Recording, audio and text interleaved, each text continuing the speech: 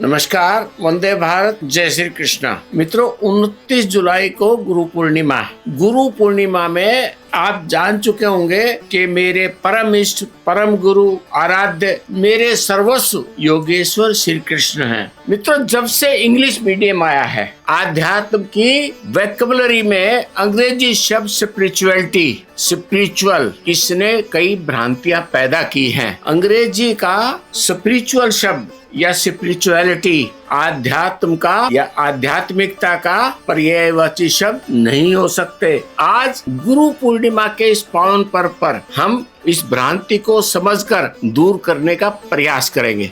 योगेश्वर श्री कृष्ण ने केवल आध्यात्म की बात नहीं की है, आध्यात्म को जीना सिखाया है, उसकी उत्पत्ति बताई है, आचार और विचार परिभाषित किए हैं। ऑक्सफोर्ड यूनिवर्सिटी कहती है, the quality of being concerned with the human spirit और soul as opposed to material और फिजिकल थिंग्स। मनुष्य के अंदर कोई साहस, स्पिरिट आप आम भाषा में यूज करते हैं। स्पिरिचुअलिटी शब्द की रचना स्पिरिट से शुरू होती है, स्पिरिट यानी साहस। मित्रों, हम जान चुके हैं अंग्रेजी भाषा में एक शब्द के कई अर्थ होते हैं, स्पिरिट और स्पिरिट्स। स्पिरिट अल्कोहल से संबंध रखती है और स्पिरिट्स साहस के लिए प्रयोग होता है। और स्पिरिट का वास्तविक उद्गम स्थान अल्कोहल से है। जो हम स्पिरिट या वाइन या विस्की कंज्यूम करते हैं, उसके अंदर कितनी % अल्कोहल है। कैम्ब्रिज डिक्शनरी कहती है, the quality that involves deep feelings and beliefs of religious nature. Religion की प्रकृति के अनुसार जो हमारी मान्यताएं हैं, rather than physical parts of life, हमारे भौतिक जीवन से अलग जो हमारी रिलीजन, जिसे धर्म कहते हैं आज की भाषा में, धार्मिक जो मान्यताएं हैं उनसे संबंधित शब्द है। जीवन के भौतिक पहलुओं के बजाय गहरे आत्मिक एहसासों और मान्यताओं से जुड़ा हुआ शब्द है। अमेरिकन साइकोलॉजिक एसोसिएशन कहती है, मनोविज्ञान के क्षेत्र में आध्यात्म को जीवन के अर्थ और उद्देश्य से देखता है। A dimension of human experience involving a search of meaning, purpose and sense of connection with something greater than oneself. एक मानव का वह अनुभव, वह आयाम जिसमें जीवन के अर्थ, उद्देश्य स्वयं से परे किसी परम चेतना शक्ति से जुड़ाव की खोज में शामिल है। सारे अर्थों को देखेंगे तो ये कोई न कोई बाह्य शक्ति की चमत्कारों की बात करती है।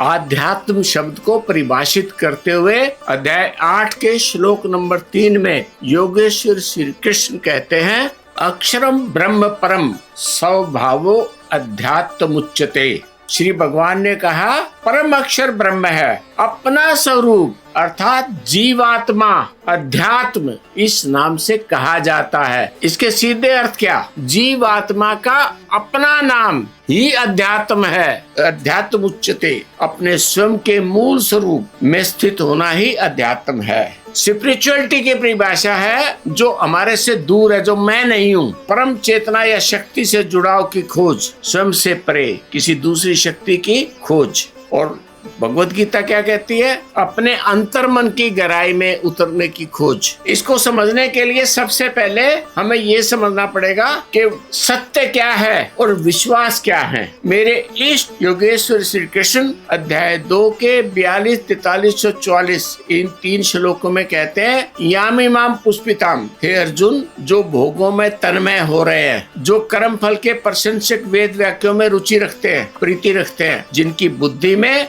स्वर्ग ही प्राप्य वस्तु है, स्वर्ग से बड़ी कोई दूसरी वस्तु नहीं है। अर्थात जिनकी कल्पना स्वर्ग की प्राप्ति के बाद रुक जाती है, ऐसा कहने वाले वे अविवेकी जन हैं। अविवेकी जन मतलब उनका विवेक पूरी तरह से जागृत नहीं है और वो पुष्पित यानी दिखाऊ, शोभायुक्त वाणी को कहा करते हैं। आजकल हम धर्मांतरण के केस देखते हैं। दूसरे धर्म के लोग इसी प्रकार की भाषा, मजहब और दूसरे उसको विचार को मानने वाले लोग कहते हैं जन्नत मिलेगी, जन्नत में हूरें मिलेंगी और न जाने किस प्रकार की बातें होती हैं।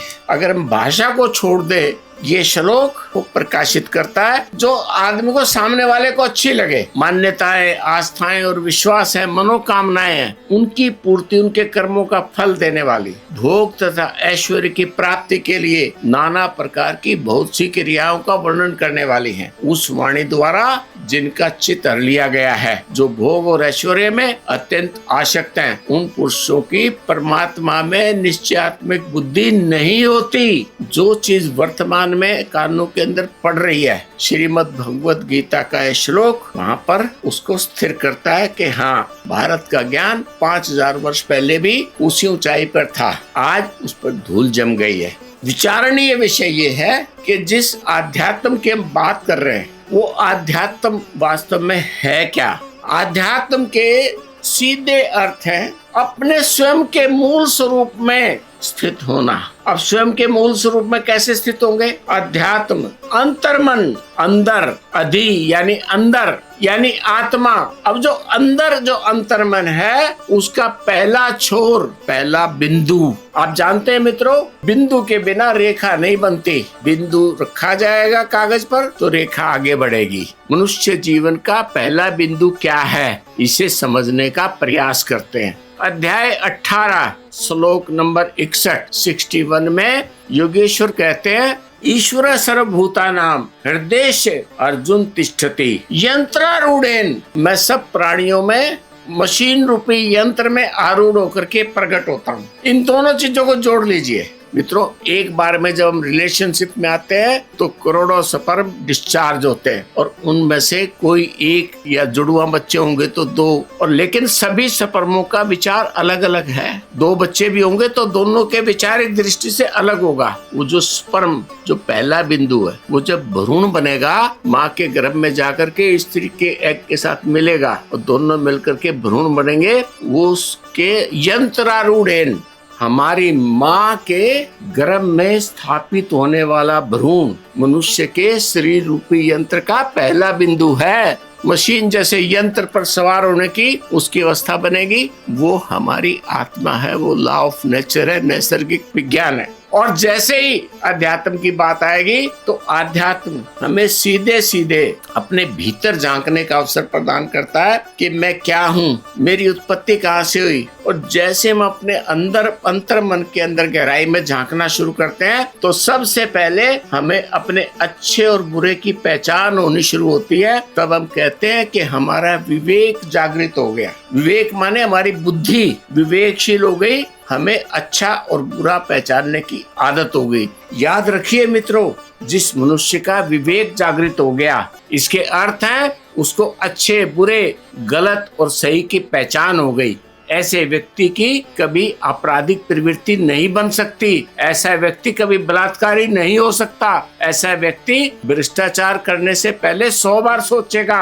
ऐसा व्यक्ति गलत काम करने से पहले उसका विवेक बार बार रोकने का प्रयास करेगा। ठीक क्या है, गलत क्या है, सही मार्ग कौन सा है, गलत मार्ग कौन सा है। इसको बोलते हैं विवेक पूर्ण विचार, विवेक पूर्ण बुद्धि। और विवेक का जागृत होना अपने अंतर मन के अच्छे बुरे विचारों को, क्या मेरे लिए ठीक है, क्या मेरे लिए गलत है। जिस दिन हम अपने स्वयं के न्यायाधीश स्वयं बन जाएंगे, अपने अंतर्मन के अच्छी बुरी बातों को पहचानने लग जाएंगे, उस दिन हमारी आध्यात्मिक शक्ति, हमारा आध्यात्मिक उत्थान आरंभ हो जाएगा। और ये हमारे आध्यात्मिक जीवन का दूसरा बिंदु है। पहला बिंदु विवेक का जागृत होना।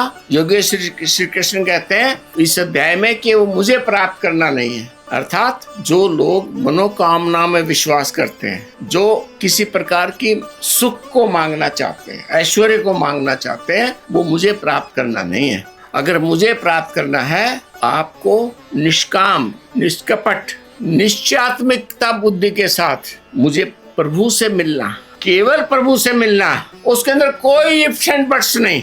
जब तक हमारी बुद्धि पूर्ण रूप से निश्चयात्मिका बुद्धि नहीं होगी, दृढ़ निश्चय नहीं होगा कि मुझे तो केवल प्रभु से मिलना है, मुझे कुछ नहीं चाहिए, ना मुझे स्वर्ग चाहिए, ना ऐश्वर्य चाहिए, ना मान चाहिए, ना प्रतिष्ठा चाहिए, मेरी कोई मनोकामना नहीं है। जब इतने दृढ़ निश्चय के साथ हम प्रभु को याद करेंगे और जब हमारे अंतर मन के अंदर ये विचार जुड़ करके वो जो आत्मा का अंतिम छोर है, जिस बिंदु से हमारे जन्म का आरंभ हुआ, इस शरीर के बनने का आरंभ हुआ, जिसके अंदर वो विचार रहता है, परमात्मा का तत्व रहता है, आत्मा रहती है, वो विकसित होकर के वो फिर परमात्मा में विलीन होने की बात करता है। आध्यात्म के इन अर्थों को ध्यान कर लीजिए मित्रों, इस गुरु पूर्णिमा पर हमने समझने का प्रयास किया कि मनुष्य का पहला बिंदु क्या है, और यदि हमारे भीतर आध्यात्मिकता जागृत हो जाए तो निश्चित मानिए अंतिम बिंदु हमारे परम कल्याण का विषय है, ईश्वर में विलय का विषय है। मैं समझता हूँ आज हम सब के लिए इतना समझना